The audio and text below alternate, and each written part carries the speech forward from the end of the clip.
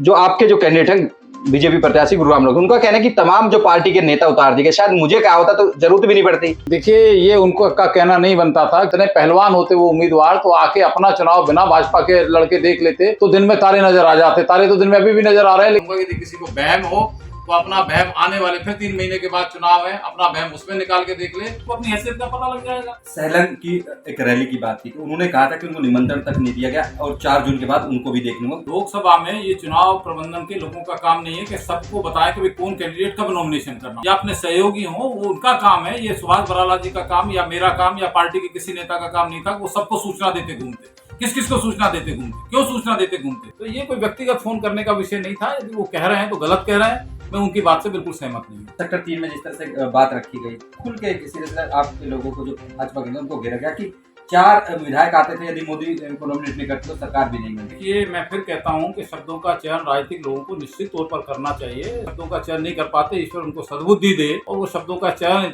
इतनी लंबी पारी खेलने के बाद भी नहीं कर पाते तो मेरा ख्याल है कि ईश्वर के अलावा उनको कोई सद्बुद्धि दे भी नहीं सकता है। डॉक्टर अरविंद यादव चुनाव लड़ने के लिए रेवाड़ी सीट से तैयार है। देखिए, मेरी भी आशा है, अपेक्षा है, आकांक्षा है कि पार्टी मुझे भी चुनाव लड़ाए। लेकिन हरियाणा की सभी 10 लोकसभा सीट पर आज मतदान हो रहा है।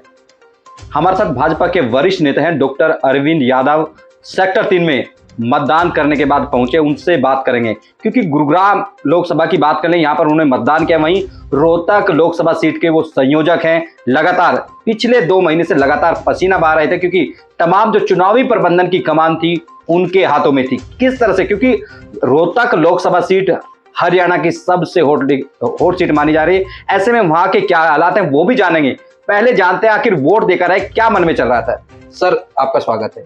क्या मन में चल रहा था? देखिए, आज लोकतंत्र का पर्व है और 18वीं लोकसभा के लिए आज मतदान हो रहा है। देश में 57 लोकसभा में मतदान हो रहा है, जिसमें हरियाणा की भी 10 सीटें हैं। मैं भी अभी परिवार के साथ जाके मतदान करके आया हूँ और मैं सबसे आपके माध्यम से अपील करता हूं कि लोकतंत्र के पर्व में सबको बढ़ चढ़कर हिस्सा लेना चाहिए, सबको अपना मत का प्रयोग करना चाहिए, क्योंकि आपके मत की एक अहमियत है। आपके मत से ही नई सरकार चुनी जानी है और वो ही देश का भविष्य होगी। जो सरकार चुनी जाएगी उसमें आपकी सहभागिता निश्चित तौर पे होना चाहिए।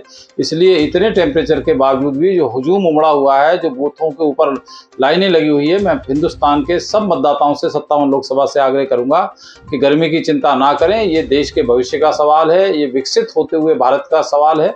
सब लोग जाएं और थोड़ा गर्मी को सहन करें, फिर आपके लिए सुखद आनंद होगा। आपको रहेगा मन के अंदर कि मेरे वोट से चुनी हुई सरकार है। तो सबसे आग्रह करना चाहूंगा।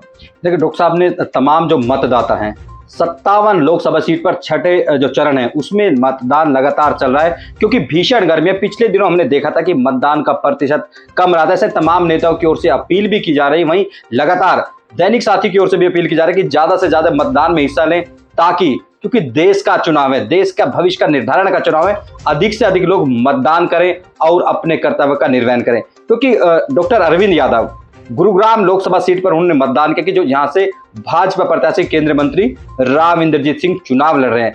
क्योंकि पिछले दिनों जो हमने कुछ खट्टे मीठे अनुभव देखे थे उनसे भी बात करेंगे आखिर किस तरह। सर, जब पिछले दिनों की हम बात कर लें, राव साहब की ओर से कह दिया गया कि वो लोग अभी हमें किसी की जरूरत नहीं, जो आना चाहे आए, मोस्ट वेलकम। उसके बाद जो एक विरोधी खेमा जो कहा जाता है, आप भी इसमें शामिल है, कापड़ीवास जी शामिल है, तमाम एक बिल्कुल को भवन में चले गए, दिखाई नहीं दिए, क्या वजह थी?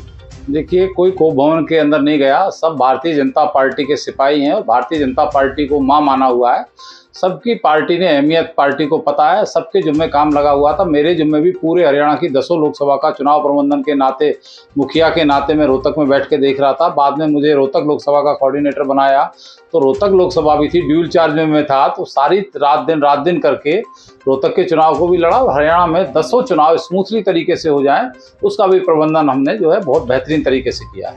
डॉक्टर साहब, जितना गुरुग्राम लोकसभा की बात कर लें, जितना आप लोगों को दिखना चाहिए था, डॉक्टर अरविंद यादव हो या फिर रणधीर सिंह कापड़ीवास हो, तमाम जो ऐसे नेता थे वो मैदान में दिखाई नहीं, वोट मांगते हुए नहीं दिखे। एक रैली कर दी गई, उसमें भी आरोप लोगों की ओर से लगाएगा कि मैच वो खाना पूर्ति थी ताकि उपस्थिति दर्ज कराई जा सके। क्या ये सारे देखिए, राजनीति के अंदर सारी बातें होती है। जब मेरी ड्यूटी रोहतक में थी तो मैं रोहतक के साथ ड्यूटी होते हुए ईमानदारी नहीं कर पाता, लेकिन मैंने तो जितना भी था यहाँ आके मेरे जुम्मे संगठन की तरफ से बूथ की बैठकें भी लगी थी। तो मैं गंगाईचा में, घासेड़ा में, नया गांव में, जहां जहां मेरी ड्यूटियां लगी हुई थी मैं वहां जाके बूथों की बैठक भी करके गया। रैली में मुख्यमंत्री मनोहर लाल जी आए, मोती चौक पर रैली मेरे जुम्मे लगी थी कि रैली करना चाहिए, तो मोती चौक के ऊपर मैं रैली के लिए भी 2-3 दिन आके यहाँ लगा के गया। बाकी मेरी भूमिका ज़्यादा इस बार पार्टी ने तय की हुई थी पूरे हरियाणा के कार्यालयों के नाते और रोहतक लोकसभा को, तो जहां मेरी ड्यूटी थी ज़्यादा समय निश्चित तौर पर मेरा लगा। लेकिन ऐसा नहीं है कि हम नहीं दिखाई दिए, हम वो चेहरे हैं कि जहां चेहरा हम चले जाएंगे, ईश्वर ने पुरुषार्थ दे रखा है और पार्टी का हमारे माथे पे लिखा हुआ है, तो लोग समझते हैं। ऐसा नहीं है कि कोई जो है हम नहीं दिखे, हम सब जगह जो है ओमनी प्रेजेंट लोग हैं, सब जगह हम दिखाई देते हैं। डॉक्टर साहब, अब बात रोहतक लोकसभा की ही कर लेते हैं। कोसली विधानसभा एक निर्णायक भूमिका में है, क्योंकि पिछली बार भी हमने देखा गया था कि बड़ा मार्जिन नहीं है तो आपका कैंडिडेट जीतने में सफल रहा था।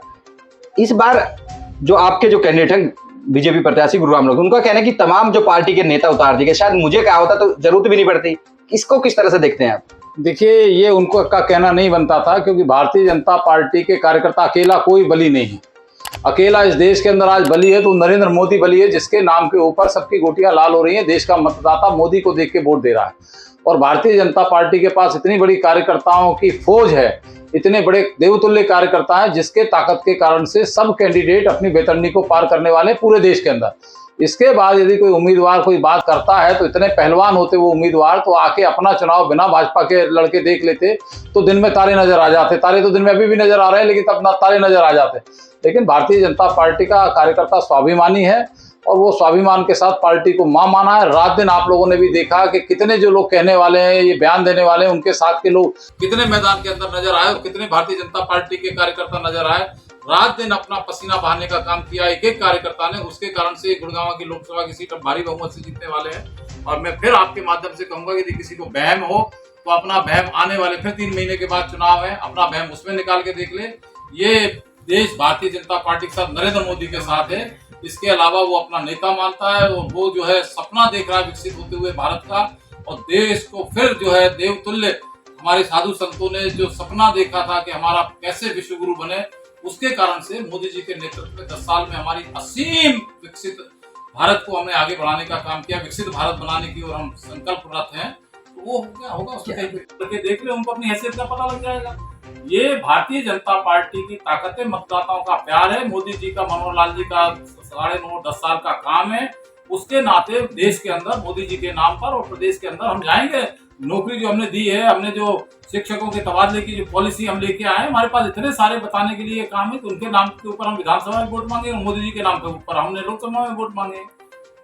सहलन की एक रैली की बात थी, उन्होंने कहा था कि उनको निमंत्रण तक नहीं दिया गया और 4 जून के बाद उनको भी देख लूंगा। सीधा सीधा आपके तमाम नेताओं पे, क्योंकि जब एम्स की बात आई कि एक उन्होंने तो मना कर दिया था, सीधे सीधे खट्टर साहब का की ओर इशारा था। आपके जो चुनाव के पूरे प्रदेश के प्रभारी है, आपके जो बराला जी, उनके पर सीधा सीधा प्रहार था। अब एक तरह से, क्योंकि कोसली में पहले आप जो मुख्यमंत्री आते हैं, फिर मनोहर खट्टर जी आते हैं, तमाम जो नेता वहां पर पहुंचे, क्या उनको चुनौती नहीं देते दिखाई दिख रहे साहब? देखिए, ऐसा है कि ये उनका कहना नहीं बनता था। लोकसभा में ये चुनाव प्रबंधन के लोगों का काम नहीं है कि सबको बताएं कि भाई कौन कैंडिडेट कब नॉमिनेशन करना होता है। जो कैंडिडेट होता है उसकी जिम्मेदारी होती है, वो किसको बुलाना चाहता है वो आगे होता है, चाहे वो राष्ट्रीय नेता हो, चाहे अपने परिवार के लोग हों, चाहे अपने इष्ट मित्र हों या अपने सहयोगी हों, वो उनका काम है। ये सुभाष बराला जी का काम या मेरा काम या पार्टी के किसी नेता का काम नहीं था। वो सबको सूचना देते घूमते। किस किस को सूचना देते घूमते, क्यों सूचना देते घूमते? जो उम्मीदवार होता है, धर्मवीर जी हमारे उम्मीदवार थे, धर्मवीर जी को जिनको जरूरत थी धर्मवीर जी बताते हो, धर्मवीर जी ने बताया, उनको एक दिन पहले बताया और वो आए। अच्छी बात है, पर किसी के ऊपर आक्षेप लगाने से पहले ये कैसे संभव है कि सबको ये सूचना सुभाष बराला जी दे देते या कोई और दे देता? संभव नहीं है। फिर तो ये कहे कि मनोहर लाल जी कर रहे थे या मोदी जी कर रहे थे तो पूरे देश को सूचना देना चाहिए थी, तो संभव ही नहीं होता। वो मोदी जी कर रहे हैं, मीडिया के अंदर आप लोग देते हैं, उससे जानकारी मिल जाती है। और कब कौन करेगा, हम लोगों ने प्रेस कॉन्फ्रेंस करके पूरी डिटेल मीडिया के अंदर दी थी। सुभाष बराला जी ने प्रेस कॉन्फ्रेंस की थी, बाकी लोगों ने कॉन्फ्रेंस की थी कि कौन हमारा कैंडिडेट जो है किस तारीख के अंदर नॉमिनेशन करने वाला। तो ये कोई व्यक्तिगत फोन करने का विषय नहीं था। यदि वो कह रहे हैं तो गलत कह रहे हैं, मैं उनकी बात से बिल्कुल सहमत नहीं हूँ। एक कोसली में जो सेक्टर 3 में जिस तरह से बात रखी गई, खुल के सीरियसली आपके लोगों को जो भाजपा के उनको घेरा गया कि 4 विधायक आते थे, यदि मोदी को नॉमिनेट नहीं करते तो सरकार भी नहीं बनती। क्या इससे पार्टी को लोकसभा चुनाव में नुकसान नहीं हो सकता? चुनाव से ठीक पहले इस तरह की बयानबाजी। देखिए, मैं फिर कहता हूं कि शब्दों का चयन राजनीतिक लोगों को निश्चित तौर पर करना चाहिए। शब्दों का चयन जो नहीं कर पाते वो उनके लिए भी ठीक नहीं होता है, पार्टी के लिए भी ठीक नहीं होता है। मैं ईश्वर से कहूंगा कि जो इस तरीके से कुछ तो भी बोल देते, शब्दों का चयन नहीं कर पाते। ईश्वर उनको सद्बुद्धि दे और वो शब्दों का चयन इतनी लंबी पारी खेलने के बाद भी नहीं कर पाते, तो मेरा ख्याल है कि ईश्वर के अलावा उनको कोई सद्बुद्धि दे भी नहीं सकता है। तो मैं ईश्वर से ही प्रार्थना करूँगा कि ईश्वर ऐसे लोगों को सद्बुद्धि दे कि वो अपने शब्दों का चयन करके ठीक तरीके से करें, बाद में पश्चाताप, बोलने के बाद पश्चाताप करें कि ये मैं क्या बोल गया, वो ठीक नहीं है।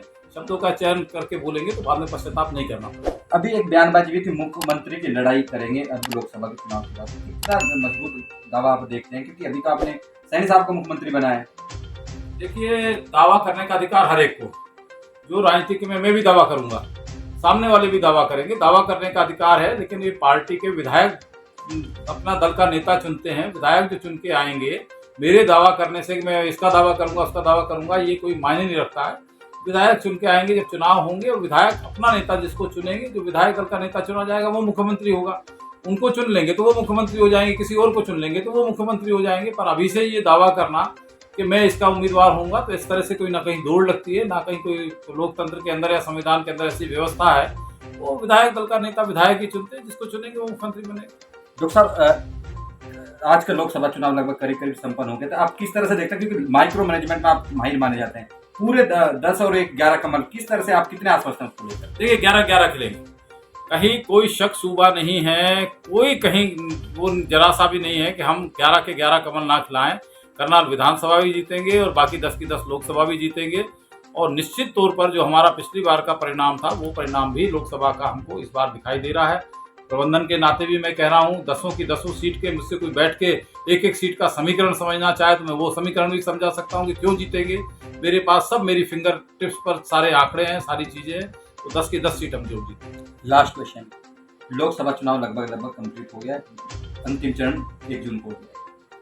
अब विधानसभा की लड़ाई हरियाणा में बाकी है, क्योंकि अभी से कहीं ना कहीं विषाद बिछने लगी है, जो बयानबाजी भी उस तरह से हो रही है। तो दीपेंद्र हुड्डा भूपेंद्र से सीधे कह रहे हैं कि ये लोकसभा चुनाव विधानसभा चुनाव की तैयारी है। डॉक्टर अरविंद यादव, क्योंकि लोकसभा टिकट भी मांग रहे थे, वो नहीं मिली। इस बार विधानसभा के लिए कितने तैयार हैं, क्योंकि लगातार मुख्यमंत्री जी ने भी काफी कहीं तक इशारा तो किया ही है। देखिए, जहाँ तक हर राजनीतिक पार्टी का कार्यकर्ता तैयार रहता है चुनाव के लिए, मेरी भी आशा है, अपेक्षा है, आकांक्षा है कि पार्टी मुझे भी चुनाव लड़ाए। लेकिन ये निर्णय पार्टी के बोर्ड का ही, मेरा निर्णय नहीं है। उनको जहाँ मेरी उपयोगिता लगती है वहाँ वो काम करते हैं, क्योंकि हम पार्टी के नींव के पत्थर है, पूरा जीवन दिया है। इसलिए हम अपने बारे में ना फैसला करते हैं, ना अपने मन की बात किसी को कहते हैं। पार्टी को पता है कि हमारी उपयोगिता कहाँ है। वो कहेंगे कि यहाँ से विधायक का चुनाव लड़ना है तो विधायक का चुनाव लड़ेंगे। वो कहेंगे कि आपको कुछ और काम देना है, हो सकता है कि उससे पहले कोई और बड़ा काम पार्टी ने सोच रखा हो। विधानसभा चुनाव तो अभी अक्टूबर में होने वाले हैं, कोई और बड़ा काम मेरे जिम्मे लगा सोच रखा होगा, तो वो मुझे काम मिल जाएगा। तो अभी बहुत सारी है, गंगा जमुना में पानी अभी बहुत बहना है। तिल देखिए, तिल की धार देखिए, इंतजार कीजिए। एक जैसे कापड़ी बाजी को खट्टर साहब ने वो बताया कि ये मार्गदर्शक मंडल में एक चर्चा है शहर में ये चली कि अरविंद जी की भूमिका तैयार करके गए हैं खट्टर साहब, क्योंकि उनको मार्गदर्शक मंडल में आकर अरविंद को चुनाव लड़ाना चाहते, इसलिए भूमिका तैयार। देखिए, ये भूमिका का भी विषय नहीं। पार्टी ने एक नियम तय किया है, वो बहुत कहीं ऐसे वो तो मिल जाएंगे आपको उदाहरण कि भाई कहीं एक आध जगह तोड़ना पड़ा तो उसको तोड़ा भी है। लेकिन पार्टी ने एक सेट किया है कि परिवार को हम आगे नहीं बढ़ाएंगे। पार्टी का एक मुखिया होगा, वो छोड़ेगा। तो मेरे परिवार के अंदर ही हुआ है, मेरे बहनोई जो इतने सीनियर पॉलिटिशियन होने के बाद भी 75 साल की उम्र उनकी पूरी हो गई, तो उनकी जगह मेरा भांजा एमएलए था, वो 2 बार से एमपी है, पिछली बार भी एमपी का चुनाव लड़ा, उनको लड़ाया। लेकिन उनको कब लड़ाया? जब वो वहां से विड्रा हुए, उनकी एज के कारण से, एज के बाद लड़ाया। तो ये निश्चित तौर पर उनकी जो है कापड़ीबाजी की एज जब पूछी और उन्होंने कहा 78 साल हो गई, तो ये कहना बनता था कि 75 साल का एक क्राइटेरिया पार्टी ने तय किया, भाई 75 साल से ऊपर के लोगों को नहीं लड़ाएंगे। मेरा 75 का हो जाऊंगा तो मुझे भी नहीं लड़ाएंगे, खुद खट्टर जी 75 के हो जाएंगे तो उनको भी नहीं लड़ाएंगे। तो एक पार्टी ने सेट किया हुआ है, इस कारण उन्होंने वहाँ जो है मजाक के अंदर कापड़ीबाजी को कहा। इतना सीरियस लेने की या मेरा कोई मार्ग प्रशस्त कर गए या मेरे कारण से बोल गए, ऐसा मैं बिल्कुल भी नहीं मानता। सहज भाव से उन्होंने कहा था। और कापड़ीबाजी हमारे वरिष्ठ नेता हैं, मेरे बड़े भाई के तुल्य है। उनके मान सम्मान में ना मनोहर लाल जी ने कमी आने दी है, ना हम लोग कभी कमी आने देंगे। हम सब मिलजुल के चलेंगे, जो भी पार्टी का फैसला होगा उसको माने। पार्टी जो डिसाइड करके वो तो बात का फैसला है। डॉक्टर अरविंद यादव चुनाव लड़ने के लिए रेवाड़ी सीट से तैयार है। देखिए, मैं तो बिल्कुल तैयार हूँ। मैं तो वहां से काले पानी से भी लड़ाएंगे, अंडमान निकोबार से भी, तो वहां से लड़ने को तैयार हूँ। पार्टी का आदेश आना चाहिए। कुर्ते पजामे पहन रखे हैं। अब तो साधु संतों की भी महत्वाकांक्षा है, वो भी अपना भगवा कपड़े पहन के राजनीति के अंदर है। तो मैंने तो कुर्ते पजामे चकाचक पहनता हूँ, और मेरे जैसे शायद कुर्ते पजामे तो पूरे हरियाणा में कोई नेता मुश्किल से बिरला ही पहनता होगा। तो इसलिए जो है उसमें कहीं कोई दो राय नहीं है कि मैं चुनाव लड़ने को तैयार नहीं हूँ, पूरी तौर पे तैयार हूँ। लेकिन फैसला पार्टी नेतृत्व को करना है। मैं इस बात को भी जानता हूँ और भली भांति जानता हूँ, इसलिए मैं क्या हूँ, मेरा 50% प्यार है, बाकी 50% लव जो है वो पार्टी का है। पार्टी फैसला करेगी तो मैदान के अंदर तैयार है।